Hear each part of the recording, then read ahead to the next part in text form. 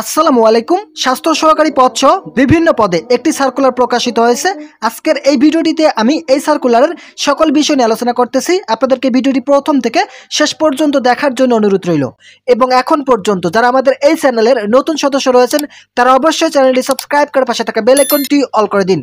এই সার্কুলারে সর্বপ্রথম যে পদটি রয়েছে পদের নাম কম্পিউটার অপারেটর। এই পদের জন্য পদ সংখ্যা নির্ধারণ করা হয়েছে 3টি। শিক্ষাগত যোগ্যতার ক্ষেত্রে স্বীকৃত বিশ্ববিদ্যালয় হতে বিজ্ঞান বিভাগে স্নাতক বা সমমানের ডিগ্রি পাস থাকলে এই পদের জন্য আবেদন করতে পারবেন। কম্পিউটার মুদ্রাক্ষরে প্রতি মিনিটে বাংলায় 25 শব্দ এবং ইংরেজিতে 30 শব্দের গতি থাকতে হবে। দ্বিতীয় নম্বর যে পদটি রয়েছে পদের নাম পরিসংখ্যানবিদ। এই পদের জন্য 3 জন জনবল নিয়োগ প্রদান করা হবে 14তম গ্রেডে। শিক্ষিত যোগ্যতার ক্ষেত্রে কোনো স্বীকৃত বিশ্ববিদ্যালয় হতে পরিসংখ্যান, গণিত, অর্থনীতি বিষয়ে স্নাতক বা সমমানের ডিগ্রি পাস থাকলে এই পদের জন্য আবেদন করতে পারবেন। এছাড়াও কম্পিউটার চালানোর দক্ষতা থাকতে হবে। তৃতীয় নম্বর যে পদটি রয়েছে পদের নাম অফিস সহকারী কাম কম্পিউটার মুদ্রাক্ষরিক।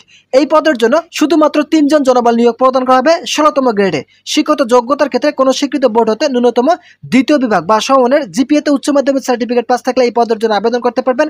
কম্পিউটার চালানোর দক্ষতা থাকতে হবে, যেমন কম্পিউটার ব্যবহারের ক্ষেত্রে MS word, excel, PowerPoint এবং ডাটা এন্ট্রি কাজের মতো অভিজ্ঞতা থাকতে হবে। এছাড়াও টাইপিং গতি প্রতি মিনিটে বাংলায় 20 শব্দ এবং ইংরেজিতে 20 শব্দের গতি থাকতে হবে। চতুর্থ নম্বর যে পদটি রয়েছে পদের নাম স্টোর কিপার। এই পদের জন্য 5 জন জনবল নিয়োগ প্রদান করা হবে 16তম গ্রেডে। শিক্ষিত যোগ্যতার ক্ষেত্রে কোনো স্বীকৃত বোর্ড হতে উচ্চ মাধ্যমিক সার্টিফিকেট পাস থাকলে এই পদের জন্য আবেদন করতে পারবেন। চতুর্থ নম্বর যে পদটি রয়েছে পদের নাম স্টোর কিপার। এই পদের জন্য শুধুমাত্র 5 জন জনবল নিয়োগ প্রদান করা হবে। শিক্ষিত যোগ্যতার ক্ষেত্রে HSC পাস থাকলেই সম্পূর্ণ বিনা অভিজ্ঞতায় স্টোর কিপার পদে আবেদন করতে পারবেন। ভিডিওটি চলাকালীন সময় আপনাদের কাছে একটি ছোট্ট রিকোয়েস্ট করতেছি, এখন পর্যন্ত যারা আমাদের এই চ্যানেলের নতুন সদস্য রয়েছেন তারা অবশ্যই চ্যানেলটি সাবস্ক্রাইব করে পাশে থাকা বেল আইকনটি অল করে দিন। পঞ্চম নম্বর যে পদটি রয়েছে পদের নাম স্বাস্থ্য সহকারী। স্বাস্থ্য সহকারী পদে 47 জন জনবল নিয়োগ প্রদান করা হবে 16তম গ্রেডে। শিক্ষিত যোগ্যতার ক্ষেত্রে HSC পাস থাকলে স্বাস্থ্য সহকারী পদে আবেদন করার সুযোগ থাকছে। ষষ্ঠ নম্বর যে পদটি রয়েছে পদের নাম কোল্ড চেইন টেকনিশিয়ান। এই পদের জন্য 1 জন জনবল নিয়োগ প্রদান করা হবে 15তম গ্রেডে। শিক্ষিত যোগ্যতার ক্ষেত্রে কোনো স্বীকৃত বোর্ড হতে রেফ্রিজারেশন বা এয়ার কন্ডিশনিং ট্রেডে উচ্চ মাধ্যমিক সার্টিফিকেট পাস থাকলে এই পদের জন্য আবেদন করতে পারবেন। সপ্তম নম্বর যে পদটি রয়েছে পদের নাম ড্রাইভার। এই পদের জন্য 3 জন জনবল নিয়োগ প্রদান করা হবে 16তম গ্রেডে। শিক্ষিত যোগ্যতার ক্ষেত্রে JSC পাস থাকলে এই পদের জন্য আবেদন করতে পারবেন। হালকা বৈধ ড্রাইভিং লাইসেন্স থাকতে হবে। যাদের গাড়ি চালানোর হালকা বৈধ ড্রাইভিং লাইসেন্স রয়েছে তারা এই পদের জন্য আবেদন করতে পারবেন। অষ্টম নম্বর যে পদটি রয়েছে পদের নাম ল্যাব অ্যাটেন্ডেন্ট। এই পদের জন্য 1 জন জনবল নিয়োগ প্রদান করা হবে 19তম গ্রেডে। শিক্ষিত যোগ্যতার ক্ষেত্রে শুধুমাত্র SSC পাস থাকলেই আবেদন করার সুযোগ থাকছে।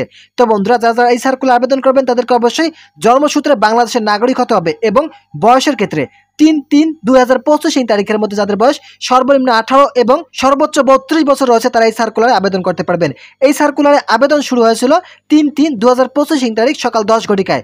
ইতিপূর্বে আবেদন শুরু হয়েছে। যারা যারা এই সার্কুলার আবেদন করেনি শুধুমাত্র তাদের জন্য আজকের এই ভিডিওটি ছিল। যারা আবেদন করেনি তারা দ্রুত সময়ের মধ্যে আবেদনটি সম্পন্ন করুন। আবেদন শেষ হবে 24/3/2025 তারিখ বিকাল 5 ঘটিকা পর্যন্ত।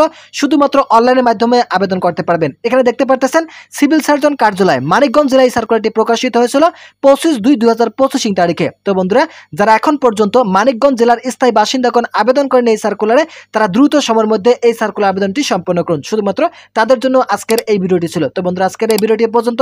আশা করি এই ভিডিওটি থেকে অনেক উপকার পেয়েছেন। যদি উপকার পেয়ে থাকেন তাহলে অবশ্যই চ্যানেলটি সাবস্ক্রাইব করে পাশে থাকা বেল আইকনটি অল করে দিন।